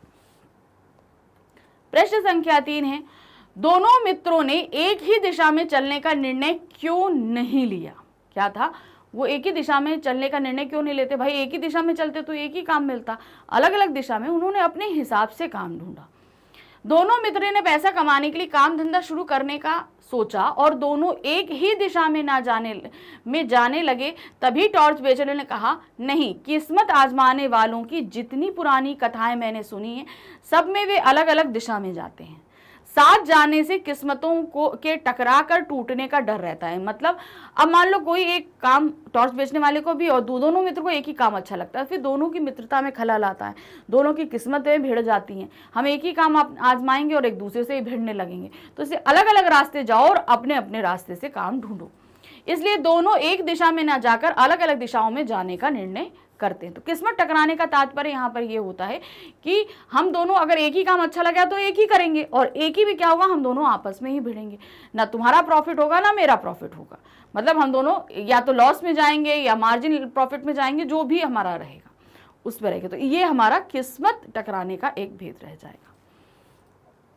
क्वेश्चन नंबर 4 है, टॉर्च बेचने वाला किस नाटकीय ढंग से अपनी टॉर्च बेचता था, वर्णन कीजिए।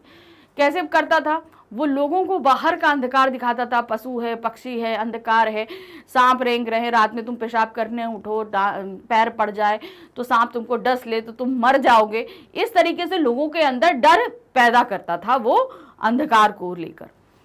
टॉर्च बेचने वाला चौराहे व मैदान में लोगों को इकट्ठा कर लेता और नाटकीय ढंग से उसकी विशेषता को व्यक्त करता हुआ कहता, आजकल सब जगह अंधेरा छाया रहता है, रातें बेहद काली होती हैं, हाथ ही हाथ को नहीं सूझता, आदमी को रास्ता नहीं दिखता, वह भटक जाता है, उसके पांव कांटों से बिंध जाते हैं, वह गिरता है और उसके घुटने लहूलुहान हो जाते हैं।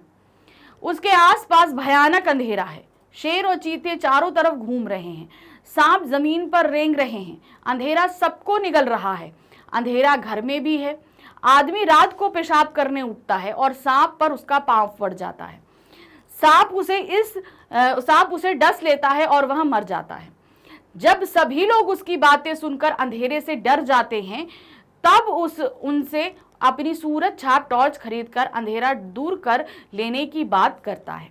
इस प्रकार भरी दोपहरी में वह लोगों को अंधेरे से डराकर अपनी टॉर्च बेचा करता था। तो इस तरीके से रात के अंधकार में लोगों की जीवन के ऊपर जो संकट आता है उसको लेकर लोगों को भयभीत करता, और जब लोग डर जाते तो उनको रोशनी यानी प्रकाश बेचता। किसके माध्यम से? अपनी सूरज छाप टॉर्च के माध्यम से। तो इस तरीके से वो लोगों को डराकर अपनी टॉर्च बेचा करता था। तो ये पूरा अध्याय खत्म हो गया। कुछ क्वेश्चंस भी हमने आपको बता दिए। तो पूरा चैप्टर हमने आपको रिवीजन भी करा दिया कि फटाफट इस चैप्टर में क्या क्या चीज़ें हैं हमने सभी मेन बता दी। तो ये रिवीजन पर्पज से था, याद रखिएगा। इसका डिटेल एक्सप्लेनेशन पहले कराया हुआ है, एनसीईआरटी सोल्यूशन भी करा चुकी हूँ, तो उनको आप ज़रूर पढ़िएगा, फिर ये रिवीजन करिएगा, क्योंकि जब हम कोई पहली बार चीज़ पढ़ते हैं तो डिटेल में ही हमें पढ़ना चाहिए। तो जब भी आपका एग्ज़ाम हो, टेस्ट हो, तब आप ये वीडियो का रिवीजन कर सकते हैं और फटाफट अच्छे से अपना एग्ज़ाम भी दे सकते हैं। तो ये जो हमारा चल रहा है आपका, हम पढ़ रहे थे अपना वन शॉट रिवीजन। तो वन शॉट रिवीजन हम देखें कैसे, कहाँ पर देखें, क्या करें, या अगर इस चैप्टर का हम डिटेल एक्सप्लेनेशन देखना चाहते हैं तो हम कहाँ देखें। तो उसके लिए सिंपल है, आपको हमारे चैनल मैग्नेट ब्रेन्स पर आना है। जैसे ही आप यहाँ पर आओगे तो आपके सामने जो पेज ओपन होगा उसमें आपको दिखेगा सीबीएसई इंग्लिश मीडियम। तो आप सीबीएसई इंग्लिश मीडियम जैसे ओपन करोगे उसके बाद आपको अपनी क्लास सेलेक्ट करनी होगी। अब आपकी क्लास क्या है? 11th। तो आप 11th को क्लिक करेंगे। जैसे ही आप क्लिक करेंगे 11th में पढ़ाए जाने वाले सारे ही आपके सब्जेक्ट्स आ जाएंगे। तो जो भी सब्जेक्ट आपको पढ़ना है आपको वहाँ पर वॉच नाउ लिखा हुआ है। अब मान लीजिए आपको हिंदी अगर देखना है तो वहाँ पर आप वॉच नाउ लिखा है, उसको आप क्लिक करोगे। जैसे ही आप क्लिक करेंगे आपके सामने यहाँ पर देखिए हिंदी की पूरी प्लेलिस्ट आ जाएगी। तो जो भी बुक पढ़नी है, आपको जो भी चैप्टर पढ़ना है, आपको क्लिक करना है।